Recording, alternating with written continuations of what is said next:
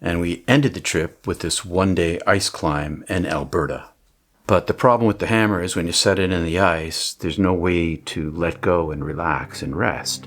I had to grip it the whole time. I got exhausted early. But every step we took drained our energy and made death that much closer. I had a tunnel vision, this big, huge black space all around me, starting at the periphery, and it was closing in rapidly. I was outside of myself, seeing my light body inside of this angelic being, this orb of light, carrying me up to this edge where this darkness ended, and I couldn't see beyond that space. And so everything I say about it is a metaphor, the best I can. This light, waterfall of light appeared, opened space, began coming toward me, and it was the most beautiful I had ever seen.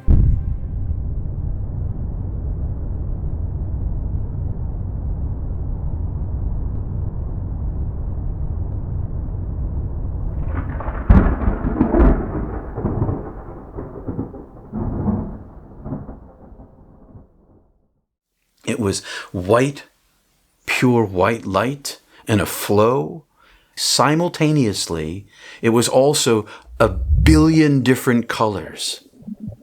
Not like just 700 reds and 300 blues, but every shade of red and every shade of blue by the billions, and all of the electromagnetic spectrum and more color, light way far beyond what the human eye sees.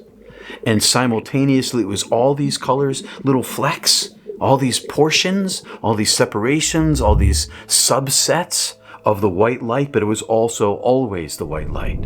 And I could see inside of it, I could see the depth of it, and I could see that it was like a tunnel for me, because beyond it there was the infinite darkness, this tunnel leading into the infinity.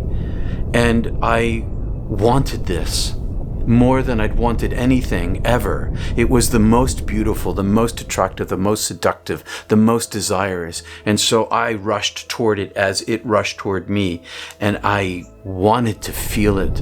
And so I reached with myself, my consciousness, and I touched its surface. And as I touched its surface, I tore open, and it infilled me and inflated me. It was simultaneously inside of me, and I was inside of it. But I couldn't see it anymore.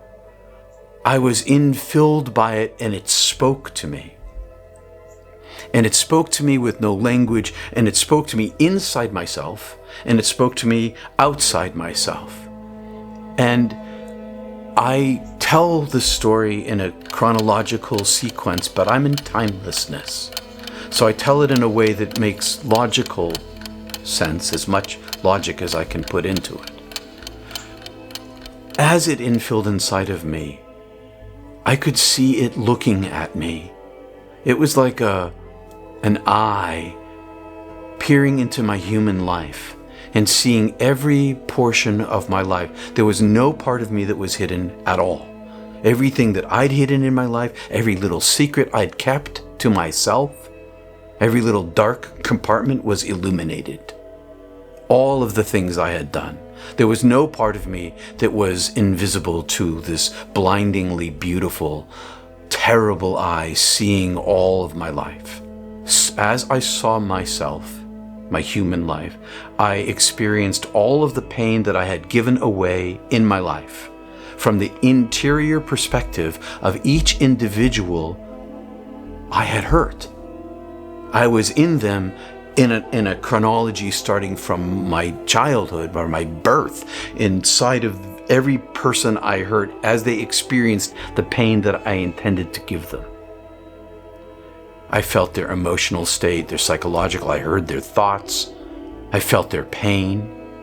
And simultaneous to every single one of those, I was also in my human self, feeling all of my emotions and all of my reasons and all of my thinking and all of my psychology for deciding to give them this pain. And the difference between these two was that the pain that I gave away in my life outweighed by a factor of 10,000 my reasons for causing that pain. And I experienced judgment, And the judgment I experienced was me judging myself, not the divine judging me. But I judged myself in comparison to the purity and the beauty and the love that I was being shown. Infinite love, infinite unlimitedness, and my human little impure limited state of being. And as I felt shame for this, all the pain that I caused away, I was shown all of humanity. And I was shown the structure of the universe. And that the coding, the design of our universe includes giving pain to everyone else. The black hole absorbs the galaxy. The virus kills the child. Everything eats something else. And I saw this radical equality I had with all human beings. That no matter what we did in our lives, we always hurt other people. And so I saw myself as the same as everyone. Nobody above, nobody below, because the only above was the infinite itself. And so my comparison ceased to be this way, it started to be this way. When I look this way inside of my life, I see myself. I see the pain that I cause people is the same that people cause other people pain. The same reasons. And it makes forgiveness easier. Because that's what was being spoken to me. I forgive you, I forgive you, I love you, I love you. I've always loved you, no matter what you did in your life, and any moment of your life, even when you were being a bad boy. I loved you then. And as I listened to this love, as I saw all the love that I'd given away in my life, collected with me, all the love that had been given to me, contained within me, all of the pain that I had caused had accrued to me, and all of that karma went away, vanished, gone, as I listened to the forgiveness. And as the forgiveness and love came inside of me, I've always loved you, I always love you. I was inflated with peace, beauty, love, joy, understanding, knowledge, paradise, bliss, heaven, awe, awesomeness, compassion, kindness, acceptance, healing, wholeness, well-being, beauty, light. And it was me. I inflated, and as it filled inside of me, I became those things. And they all were, we talk about them as fragments in the world. Oh, this is joy, and oh, this is happiness, or this is joy, and this is understanding. This is joy, this is truth. Not so there. All of it was one light, one being, one love. And it inflated me to a gigantic proportion, to the place at which almost obliterated me. Almost ended all separation from it. And I saw my original self. I was I describe it as an individual photon. I was an individual photon from a field of photons. And this field of photons was infinite in its light.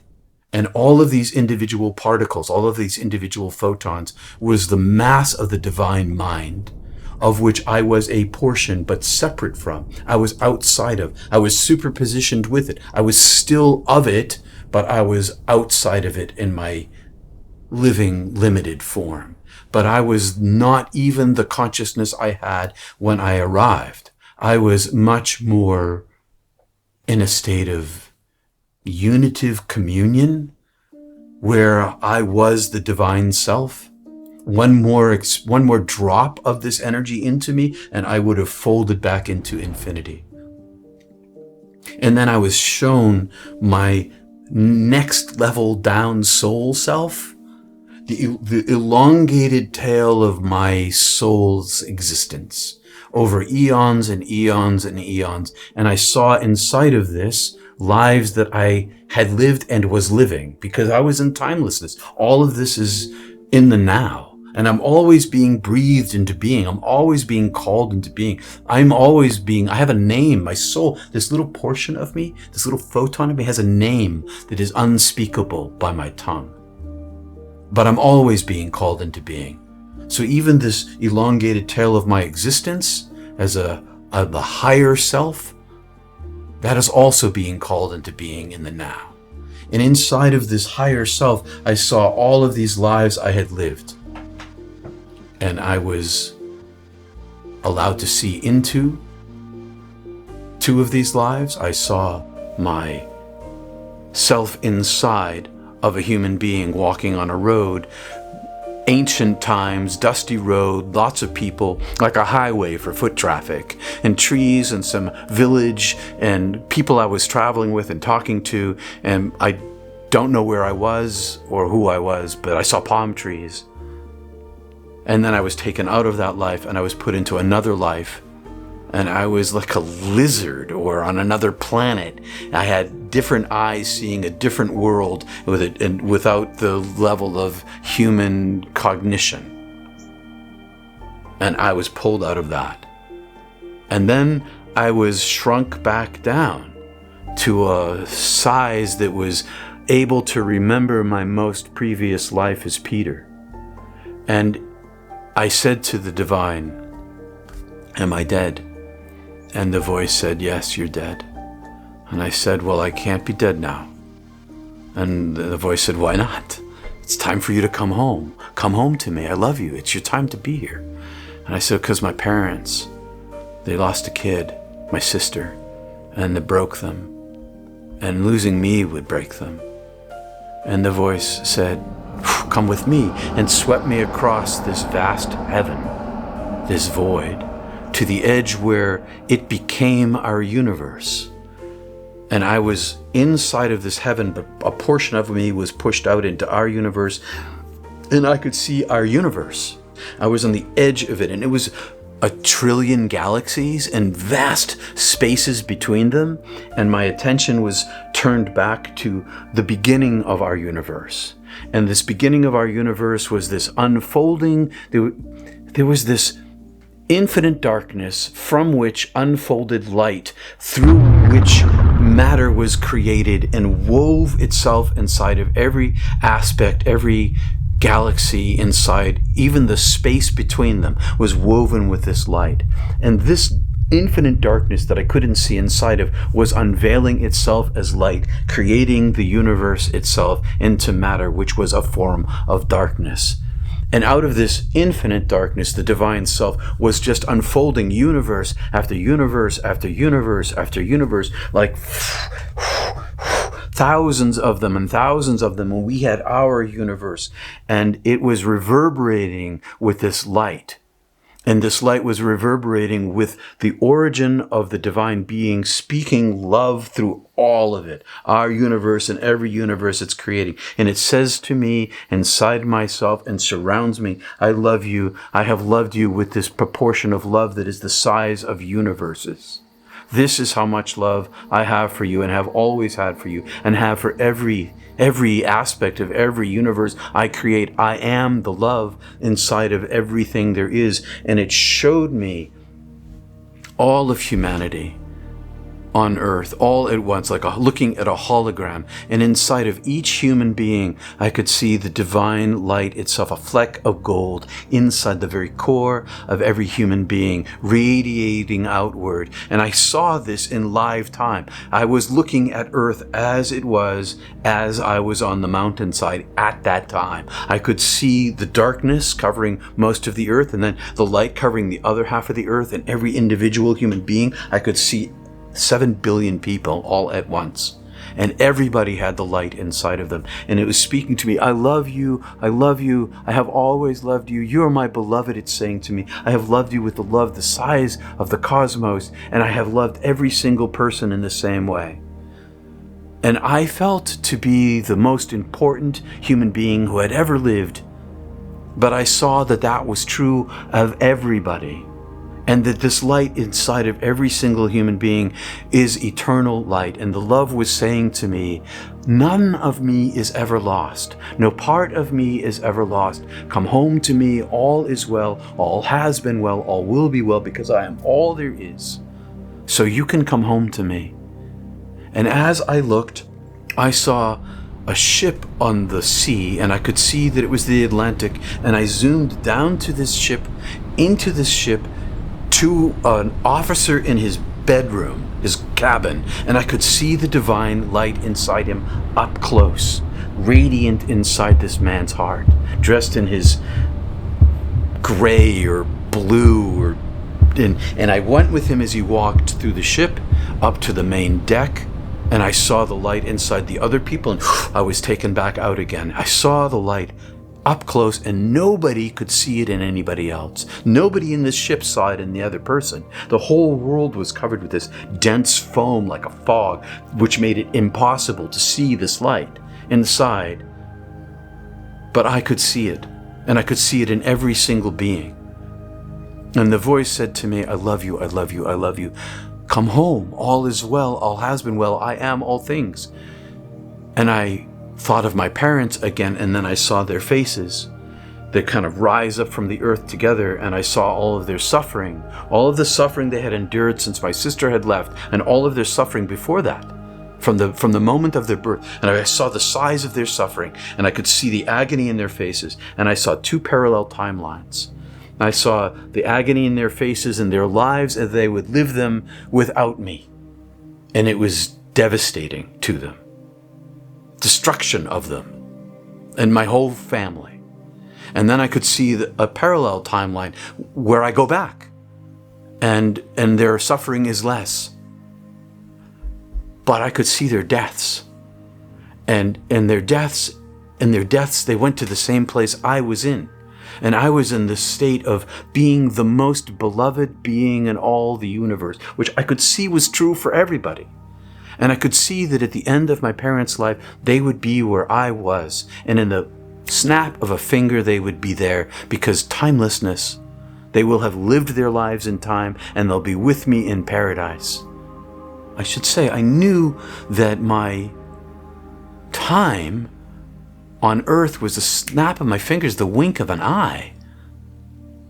And so it really didn't matter whether I went back or I didn't, because their ending was the same. But I could see their suffering. And I said to the divine, I got pulled back into the divine presence outside of our universe. And the divine was all, when I say it was outside of me speaking, this illuminated darkness that I was inside of, which was almost infinite in size, in height and depth and width and breadth, and all of it reverberated with the voice of the divine. It was the voice of the divine. It surrounded me. I was inside of it. It said to me, choose. And I said, if I go back to earth, can I come back here? And the voice said to me, yes, you come back here. To this bliss and beauty and belovedness, yes, you come back here. And I say, well, I choose to live my life. And it says to me, you won't live your life, and shoots me back. And as I go back, it accompanies me in a reduced form. It's this angelic being again, which is the divine itself. It's also superpositioned. It's the divine and a lesser size of it that was measured toward me, something I could be with even in my divine state. And it compressed me as I went, and I was inside of it, getting smaller and crushed and smaller. And in front of me, there were suddenly a million doorways, portals, openings, holes, doors. And in the middle of them all was a bright beam of infinitely white light. And I looked back, and I could see the beam went all the way back into the divine presence, which was now, I could not see into heaven. I could see that this light was emanating from it, illuminating all of these doorways for me. And the voice said to me, choose light. And I thought to myself, I could go into this white light. And then I thought to myself, what kind of What kind of teacher could I be unless I was flawed and broken and wholly human? And I chose some humanity. I chose creativity. I wanted to be a writer. I wanted to be a bit of a bohemian. I wanted to have fun. I wanted to live life. And so I chose a door, or the door, as I made this choice, the door revealed itself to me and opened. And it was inside the light, but not inside the intensity of the beam. It was outside the intensity of the beam, which faded to darkness at the outer edge, even though there was still a little bit of light way, way out there. And the door opened, and in I went. And as I traveled down this tunnel, still encased in this angelic being, there was 1,000,000 doors in this tunnel. And they led to all the other tunnels, all the other passageways. And I went down this tunnel, and I got to, there was my body on the cliff. And I could see, hanging on the cliff, I could see Tim looking over at me. And the divine being, the angelic being, pierced my chest with itself and opened the chest and pushed me inside. And I went inside, and I could still see through this like eyeball of my heart space, and I could see the angelic being, and I could see back to the edge of heaven, and then it just closed.